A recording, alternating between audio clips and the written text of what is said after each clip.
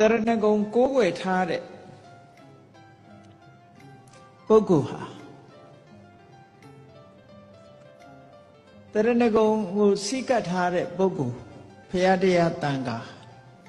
ယရဏသုံးပါးလို့ဆိုတဲ့တရဏကိုကိုးကွယ်စိတ်ကပ်တဲ့ဥပဒကဥပတိကာမအမျိုးသားအမျိုးသမီးတရဏဂုံကိုးကွယ်တဲ့အကျိုးကျေးဇူးဟာအလွန်ကြီးမားတယ်လို့ပြောတယ်။ဘာဖြစ်လို့တော့ဆိုလို့ရှိရင်မြတ်စွာဘုရားဟာတကယ်ကိုမှန်ကန်တဲ့တရားကိုဟောတယ်တရားကလည်းပဲတကယ်ကဲတင်နိုင်တယ်။သံဃာကလည်းပဲတကယ်အာယုံပြုလို့ရှိရင်အကျိုးကျေးဇူးတွေဖြစ်ပေါ်စေနိုင်တယ်။ဒါကြောင့်မို့လို့ဘုရားတရားသံဃာကိုကိုးကွယ်စိတ်ကပ်လို့ရှိရင်တဲ့မြတ်စွာဘုရားယေကေစိဗုဒ္ဓံတရဏံကတာတေနတ္တေခမိတ်တန္တိအပါယဘုမေအပေမကြဘူးလို့ကိုဟောထားတယ်နော်တရဏဂုံတည်ရဲ့နဲ့တရဏဂုံစိတ်ကပ်တဲ့ပုဂ္ဂိုလ်ဟာအပေမကြဘူးဆိုတီယိုနိုင်ငံမှာဖြစ်ခဲ့တဲ့ဝတ္ထုလေးတစ်ခုကိုကြည့်တီယိုနိုင်ငံမှာတကားတူကဘုရားဘာသာမဟုတ်ဘူးသူကအသက်မွေးဝမ်းကြောင်းဘာလုပ်လဲလို့ဆိုလို့ရှိရင်တန်ဃာလုပ်ငန်းနဲ့အသက်မွေးတယ်ပေါ့ခုခေတ်တော့နားထောင်ကောင်းခေါ်တဲ့ရေလုပ်သားတဲ့နော်ရေလုပ်ငန်းနဲ့အသက်မွေးတယ်ပေါ့တေကနီးကြတဲ့အခါကျတော့ကိုလို့ရတဲ့ဟာကိုအာယုန်ထဲမှာလာထင်တာပဲဒါတဘာဝကိုဘာတွေလုပ်ခဲ့တယ်ဆိုတာကိုအရေးမဲကြီးလို့တေကနီးကြလာပြီးတော့စိတ်ထဲမှာလွှမ်းမိုးနေမှာပဲသူလည်းတေကနီးကြတော့သူလှုပ်လာခဲ့တာငါးတွေဖန်သက်ရောင်ချဒီလိုလှုပ်လာတာဆိုတော့အဲ့ဒီအကုသိုလ်တွေကအရေးမဲကြီးလို့လာပြီးတော့လွှမ်းမိုးထားပြီတေလို့ရှိရင်ငရဲကြမှာတေချာနေပြီအဲ့ဒီအချိန်မှာယဟန္တာကြီးတစ်ပါးကဆွမ်းခံရင်းနဲ့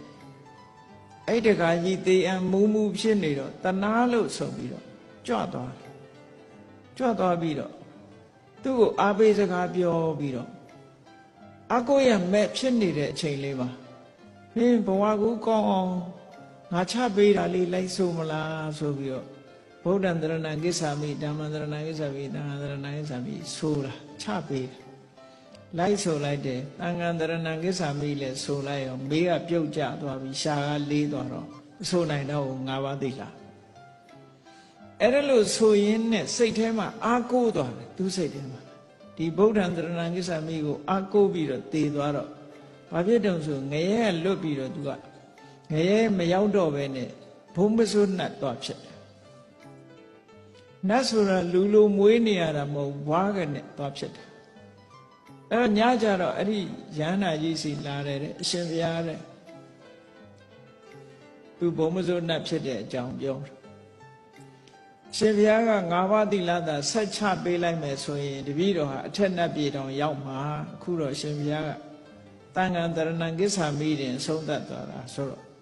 ယဟန္တာကြီးကပြောတယ်မင်းမှမဆိုနိုင်တော့တာတဲ့ငါကတော့ချပေးပါတယ်မင်းမဆိုနိုင်တော့ဘူးအဲ့ဒါတေဂန်ကြီးမှာကဲတင်လိုက်တဲ့ချက်ဒီလိုကိုကဲနိုင်တယ်လို့ဆိုတာဒါတရားဓမ္မဟာဒီလိုကဲတင်နိုင်တယ်ဒါကြောင့်မို့တရဏလို့ခေါ်တာအဲ့ဒါလို့ကဲတင်ခဲ့တဲ့ဝတ္ထုဇာလန်းတွေဟာအများကြီးရှိတာပေါ့ကောင်းပြီဖယားတရားတန်ခါယရဏသုံးပါးကိုကိုးကွယ်ရအဖြစ်ကိုးကွယ်တဲ့ပုဂ္ဂိုလ်တွေအမျိုးသားတွေကြတော့ဥပဒကလို့ခေါ်တယ်ဥပဒကလို့ခေါ်တယ်အမျိုးသမီးတွေကြတော့ဥပတိကာလို့ခေါ်တယ်ဗမာပြည်ကထုံးစံတိုင်းမဆိုတာလေးထက်ခေါ်တယ်ဥပတိကာမဒါယကာဓာယိကာမလို့ခေါ်တာတိဘက်လူမျိုးတွေရဲ့ထုံးတမ်းစဉ်လာပဲဗမာတွေကလည်းတိဘက်တို့ဗာမင်းအနွယ်တွေဆိုတော့မထက်ခေါ်လို့ရှိတယ်နော်ဒါယကာမဟောမလေးပါတယ်နောက်ကဥပဒကဥပတိကာမအဲ့ဒါတိဘက်ဘာသာစကားမှလည်းအဲ့တိုင်ပဲနောက်ကမပါတယ်အလုံးကြားဘူးရမို့လားဗမာလူမျိုးတွေရဲ့ဘယ်လူမျိုးကဗမာလူမျိုးတွေဆင်းသက်လာတယ်ဆိုတာတိဘက်တို့ဗာမင်းကနေဆက်စီးသက်လာတယ်ဆိုတာသမိုင်းကြောင်းဖတ်တဲ့လူတွေသိမှာပေါ့နော်အဲ့လိုဥ ဥပဒကဥပဒိကမှဖြစ်လာလို့ရှိရင်ပြည့်စုံရမယ်လိုက်နာရမယ်ဟာဘာလဲလို့ဆို၅ပါးသီလ၅ပါးသီလလုံရမယ်